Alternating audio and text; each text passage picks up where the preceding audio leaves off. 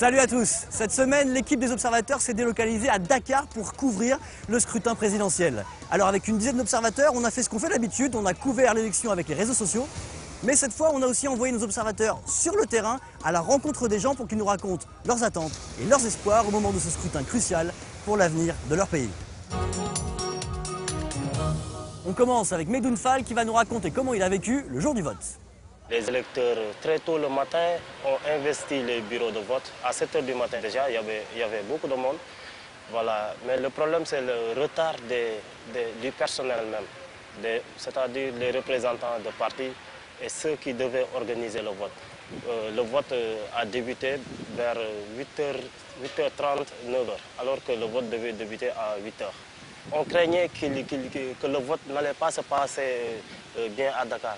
Mais on a constaté que le vote s'est bien déroulé.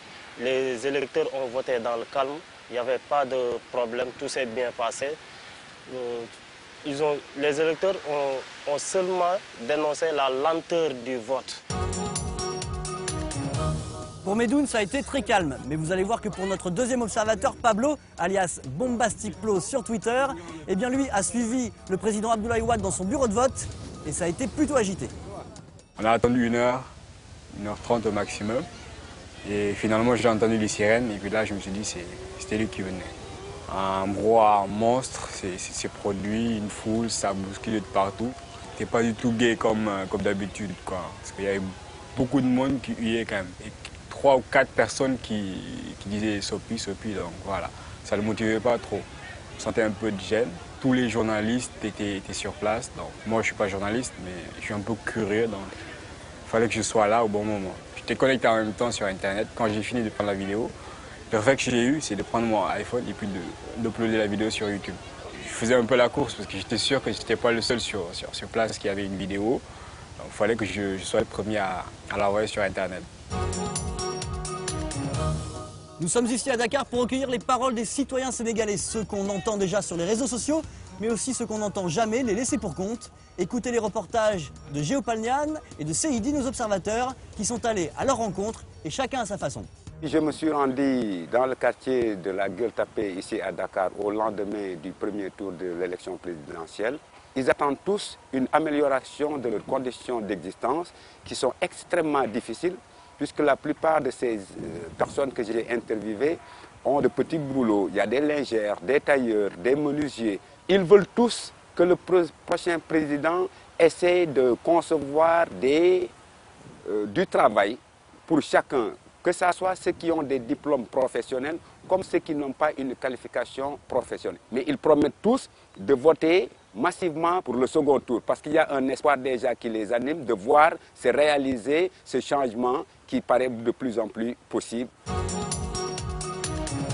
Nous, les blogueurs du Sénégal, nous avons décidé de suivre la campagne sur Internet via un site qui s'appelle Sunu 2012, qui veut dire notre Sénégal par rapport à notre élection. Ensuite, on a créé un hashtag Sunu 2012 sur Twitter pour regrouper toute information ayant rapport à l'élection sur les réseaux sociaux. J'ai trouvé un compte parodique de Abdoulaye Wade qui se nommait Abdoulaye Wade.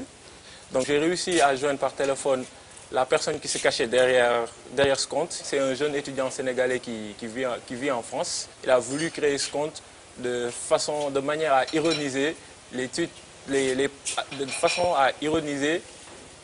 les promesses électorales d'Abdoulaye Wade via ce compte et via quelques tweets qui étaient vraiment marrants. Pendant cette semaine électorale, nos observateurs nous ont rapporté encore beaucoup d'autres histoires étonnantes ou drôles. En voici quelques-unes. On commence avec Harouna qui nous a parlé de la guerre des affiches qui a marqué la campagne électorale. Car à Dakar, les militants des différents partis se sont attaqués aux affiches de leurs adversaires pour les détourner, les gribouiller, les saccager. On dirait parfois que c'est du street art, mais il s'agit bien de politique. Et puis notre observatrice Awa Cher s'est rendue sur le terrain pour vérifier des informations qui circulaient sur les réseaux sociaux. Car sur la toile, on disait que les partis politiques sénégalais avaient pour habitude de payer des gens pour assister à leurs meetings. Awa s'est rendue dans la banlieue de Dakar, là où les partis étaient censés recruter de faux militants.